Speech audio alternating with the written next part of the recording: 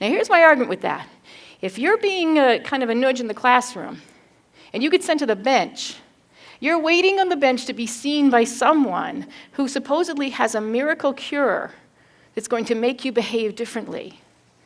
These are our assistant principals and deans that pull some sort of fairy dust out of their pocket and go, shh, don't do that again, because that's what we expect. But guess what?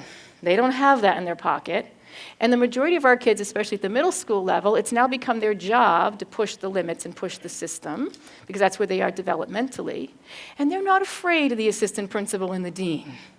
As a matter of fact, sometimes they'd rather just go down there and chat with them, because that's the reason they were disruptive in the first place, so they could get some adult time.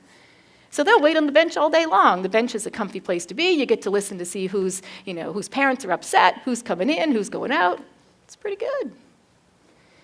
So we got to think about that use of the bench. I'd rather have a kid sitting in my classroom with their head down, not doing anything and not working, than kicking them out and putting them on the bench.